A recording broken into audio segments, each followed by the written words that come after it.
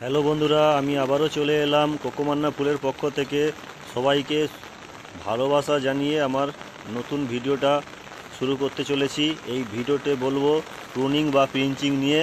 আর এই বর্ষা ওয়েদারে আমার গাছগুলো একদম তরতাজা আর চনমনে হয়ে উঠেছে। তোমাদের দেখাচ্ছি। আর আমি সিন্ডারে করেছি, তাই ওপেন খোলা আকাশেই গাছগুলো আমার আছে। আর একটু আমার ভয় নেই, ডর নেই, কারণ আমার গাছ কিচ্ছু হবে না। ড্রেনের ব্যবস্থা অভূতপূর্ব। আর বেশি দীর্ঘায়ু না করে আজকের ভিডিওটা শুরু করা যাক। আর এই বর্ষাতে আমি বাইরে এই ভিডিওটা করতে পারছি না, তাই এই দুটো টবকে আমি একটা শেডের জায়গায় নিয়ে চলে এসেছি, যাতে আমি তোমাদের খুব সুন্দরভাবে শেয়ার করতে পারি। যারা নতুন চন্দ্রমল্লিকা গাছ লাগিয়েছো বা প্রতিস্থাপন করেছো তাদের এই দারুণ টিপসটি খুব সুন্দর কাজে লাগবে। আর চন্দ্রমল্লিকা এইরকমভাবে প্রুনিং না করলে কোনো রকমভাবে ঝাংড়া করা সম্ভব নয়। আর 1000-1500 ফুল পাওয়া সম্ভব নয়। আমার টার্গেট আছে প্রতিটা গাছে প্রায় 1500 থেকে 2000 ফুল নেব। আমার এই গাছগুলোর পরিস্থিতি এইরকম। আর এই গাছ আমি একবার পিঞ্চ করাতে গাছের চেহারা এইরকম। আর নতুন শাখার ব্রাঞ্চ ছেড়েছে আমার। প্রায় সব চন্দ্রমল্লিকা চারাগুলো পুনে এবং পম পুনিং হয়ে গেছে। সেকেন্ড পুনিং, কোনোটায় থার্ড প্রুনিং হয়ে গেছে।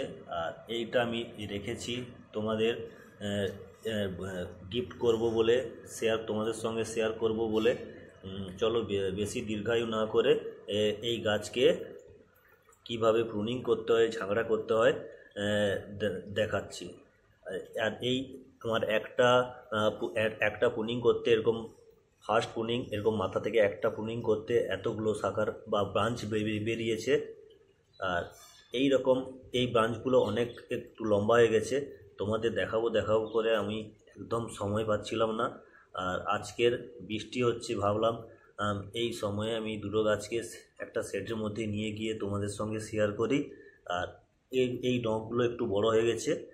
তোমরা এইরকম দু সাইড থেকে 4 পাতা বাড়াবে। 4 পাতা বাড়ালেই এই ডগগুলো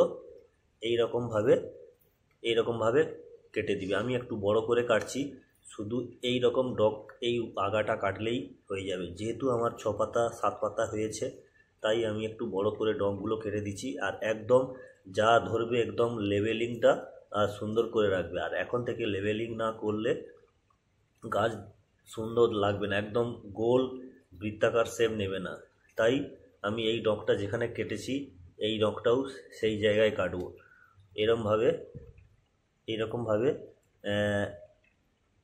এইরকমভাবে কেটে দিবে, আর কিচ্ছু নয়। আর এইরকমভাবে গাছকে চিমটি না কাটলে গাছের বেশি শাখার হবে না। এইরকমভাবে সুন্দর করে প্রতিটা ডগ ধরে ধরে চিমটি কেটে দিবে, একদম বৃত্তাকারে একদম শেপ নিয়ে নিবে।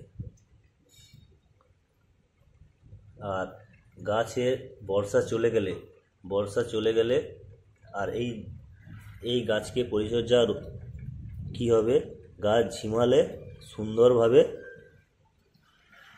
ফাঙ্গিসাইড গোলা জল করে সুন্দরভাবে গাছে স্প্রে করে দিবে, তাহলেই কাজ কমপ্লিট।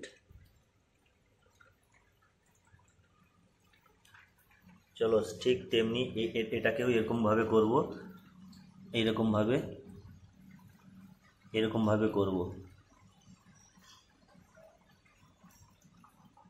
সুন্দর করে সব ডগগুলো কেটে দিবে, এইরকমভাবে সব ডগগুলো কেটে দিবে। আর ডগ কাটার সময় মায়া ত্যাগ করতে হবে। আর মায়া ত্যাগ না করলে কখনোই গাছ হবে না। এইরকমভাবে সুন্দরভাবে কেটে দিবে। চলো আজকের মতন বেশি দীর্ঘতর করব না ভিডিওটা, এরকমভাবে কেটে দিবে। আর এই গাছটা এইভাবে ঝাগড়া কীরকমভাবে হবে এর নেক্সট ভিডিও আমি আনবো। চলো আজকের মতন টাটা। আর কীরকম হয়েছে কমেন্টে জানাবে।